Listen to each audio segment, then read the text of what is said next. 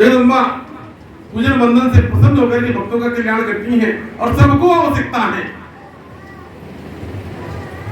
आप किसी भी दरबार में चले जाएं, कलकत्ता विंध्याचल मैहर लेना, किसी भी स्थान पे चले जाएं, जो प्रतिदिन उस पिंडी के पास या मूर्ति के पास, उस शक्तिपीठ के पास पूजन बंधन करता है, भोग लगाता है, स्नान करता है, कराता है, वस्त्र धारण कराता है या उनकी उपासना करता है, चरण डुलाता है, उसको भी दुख समस्या है, भले शक्तिपीठ पर बैठा होगा। जिनका से लेना मंदिर है, लेना दरबार है, लेना दरबार पुजारी पंडा है, वो माता जी की उपासना पूजा पाठ में लगे हैं, 24 घंटा उनकी सेवा भाव में लगे हैं।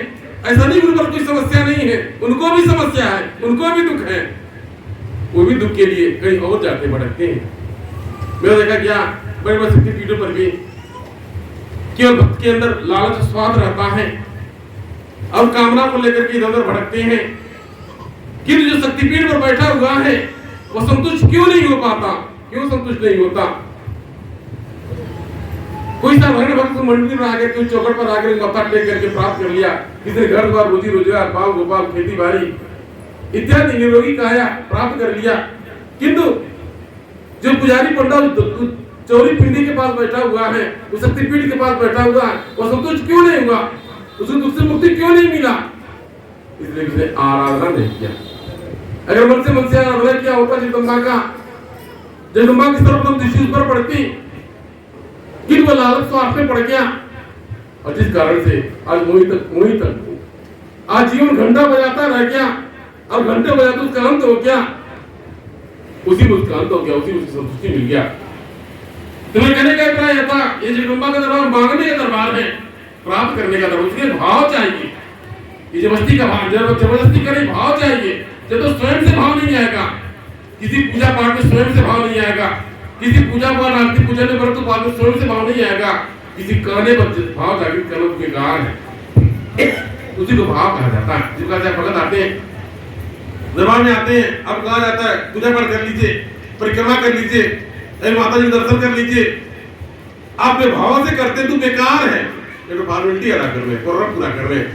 अब जो भाव से आप फॉर्मेलिटी अदा कर रहे हैं, कोर्रम पूरा कर रहे हैं, उसी कारण से जगदम्बा भी आपको उसी प्रकार से, उसी भाव से आपने जिस भाव से दर्शन किया, परिक्रमा किया, पूजा पाठ किया, उसी भाव से जगदम्बा भी आपको अवलोकन करेंगे। आप भी मनगत मातो मिलता पता नहीं कितना आते हैं, ऐसा देखने को मिलता है। आप जब किसी भी पूजा पाठ में स्वयं से भाव नहीं आएगा, स्वयं से भाव जागृति नहीं होगा, कह करके आना बेकार है। मेरा देखा जाता है, आप भक्तों को देखा जाता है कि स्वयं से भाव नहीं आता, कहना पड़ता पूजा कर लीजिए, माता पटक लीजिए, आरती कर लीजिए, जब तक स्वयं से भाव नहीं आएगा तब तक जगदम्बा प्रसन्न नहीं होंगी। इसलिए जगदम्बा का दरबार है, पूजा पाठ आराधना विनती प्रार्थना के लिए कहने की आवश्यकता नहीं, स्वयं से भाव आना चाहिए, स्वयं से आपके अंदर भाव जागृत होना चाहिए। जब आप रास्ते में चलते हैं, कोई मंदिर दिख जाता है या कोई स्थान दिखता है, प्रणाम करते सब झुका देते हैं, वही भाव है। आपने उस स्थान पर अपने माता को चलते रास्ते नमन के लिए प्रणाम कर लिया, वही भाव है, उसी भाव से जगदम्बा प्रसन्न होती है। जब तक पूजा पाठ में खुद का भाव नहीं आएगा, जबरदस्ती कहने सुनने से कोई मतलब नहीं। जिस प्रकार से किसी बच्चे को अब पढ़ने के लिए बार बार कहते रहिए, पीछे पड़े रहिए, नहीं पढ़ता है, पढ़ने नहीं जाता, पढ़ता नहीं है, बात नहीं मानता, उसको कोई प्रभाव नहीं पड़ेगा जब तक खुद का उसके अंदर भाव नहीं आएगा, जब तक स्वयं से उसके अंदर नहीं आएगा, स्वयं से पढ़ने लिखने का या फिर स्वयं से कुछ बनने का जब तक भाव नहीं आएगा, कुछ होगा नहीं करेगा, उसको घर पूजा पाठ होता है। अब घर का परिवार कोई बच्चा या फिर कोई महिला या कोई भी अब उसको बार बार कार्य को बताते हैं, उसको कैसे रहना चाहिए, क्या करना चाहिए, कैसे जीवन व्यतीत करना चाहिए और क्या उचित है क्या अनुचित है, आप बार बार बताते हैं, नहीं समझ आता, क्रोधित होते हैं।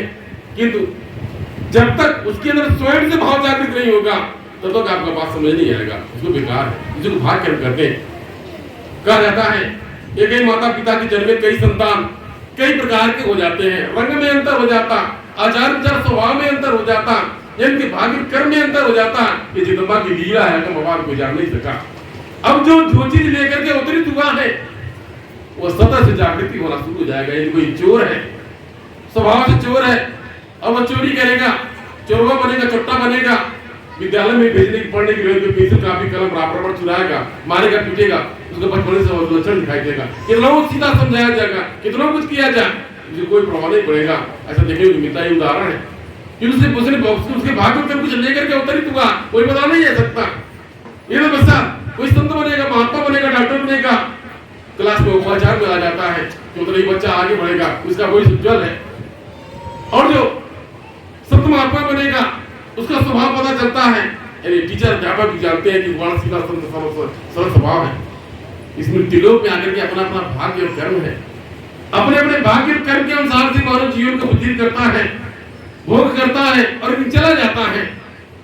अब इसका तात्पर्य यह नहीं है किसी का मार्गदर्शन नहीं किया जाए, इसका तात्पर्य यह नहीं है कि सब उसको समझाया पता है, वो तो धर्म है।